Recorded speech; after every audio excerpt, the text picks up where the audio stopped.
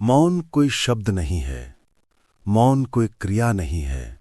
मौन एक अवस्था है जहां तुम नहीं रहते, केवल अस्तित्व रह जाता है।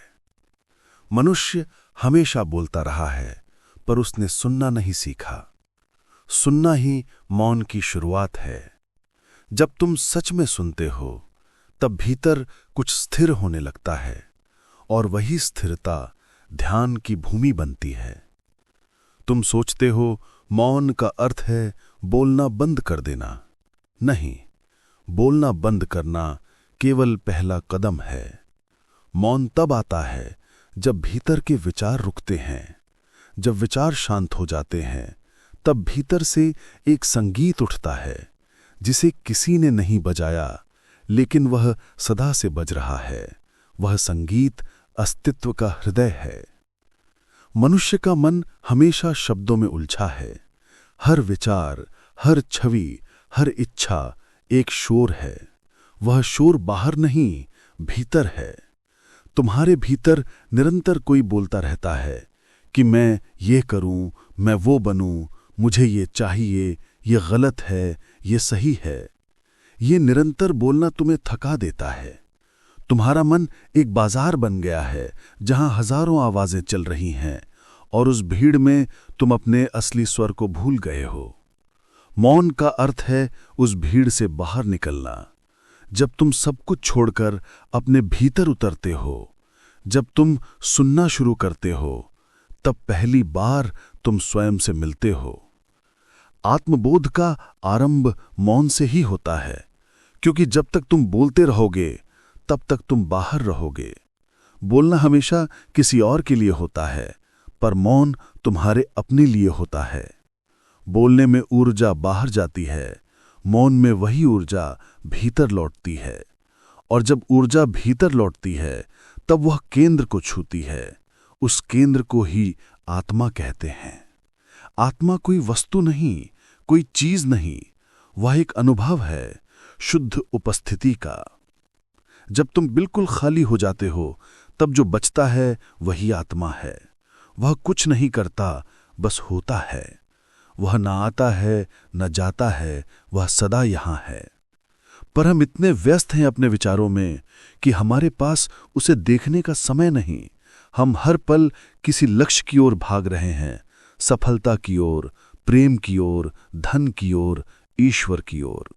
पर हर लक्ष्य हमें और दूर ले जाता है, क्योंकि जो खोजा जा रहा है वह पहले से ही हमारे भीतर है।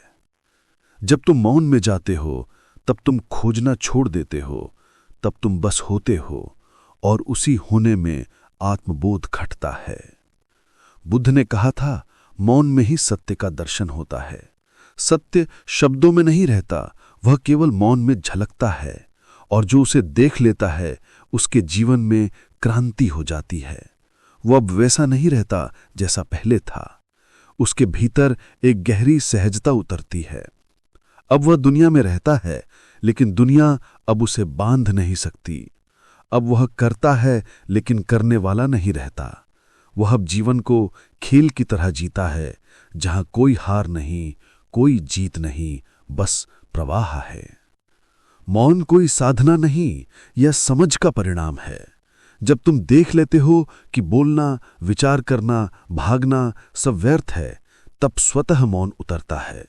मौन को बुलाना मत, क्योंकि जो बुलाया जाता है वह बनावटी होता है।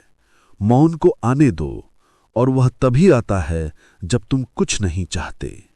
जहां चाह खत्म होती है, वहीं मौन जन्म लेता है। यह मौन डरावना भी लग सकता है, क्योंकि इसमें तुम्हारा मैं खो जाता है, लेकिन वही खोना असली मिलन है। जब मैं मिटता है, तभी सत्य प्रकट होता है, और वह सत्य तुम्हें भीतर से भर देता है। अब तुम्हें किसी चीज की कमी नहीं लगती, क्योंकि अब तुम स्वयं में पूर्ण हो। मौन तुम्हें भीतर से साफ कर देता है। जैसे बारिश धूल को धो देती है, वैसे मौन तुम्हारे भीतर के भार को धो देता है। तुम हल्के हो जाते हो, जैसे कोई बादल आसमान में तैर रहा हो। अब कोई दिशा नहीं चाहिए, क्योंकि अब हर दिशा सही है। अब कोई मार्ग नहीं चाहिए, क्योंकि अब तुम स्वयं मार्ग बन गए हो। एक क्षण ऐसा आता है जब तुम देखते हो कि तुम वही मौन हो जिसकी तुम खोज कर रहे थे। तुम उसे पा नहीं सकते क्योंकि तुम ही वह हो।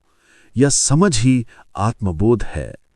आत्मबोध का अर्थ यह नहीं कि तुमने कुछ पाया, बल्कि यह कि तुमने सब कुछ छोड़ दिया। अब जो शेष है वही सत्य है।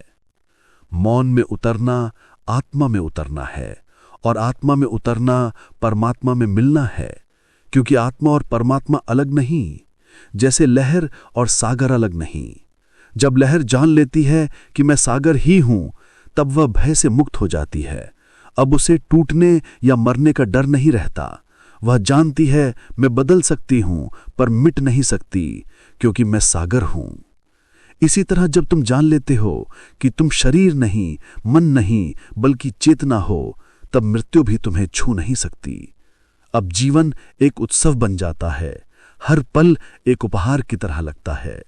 हर सांस में आभार उठता है। मौन में व्यक्ति ईश्वर को नहीं पाता, वह स्वयं ईश्वर बन जाता है। क्योंकि ईश्वर कोई बाहरी सत्ता नहीं, वह तुम्हारी शुद्ध चेतना का दूसरा नाम है। मौन में प्रेम खिलता है। मौन में करुणा जन्म लेती है। मौन में तुम दूसरों को भी अपने जैसा देखना शुरू करते हो। अब कोई दूसरा नहीं बचता, सब तुम्हारे ही विस्तार हैं।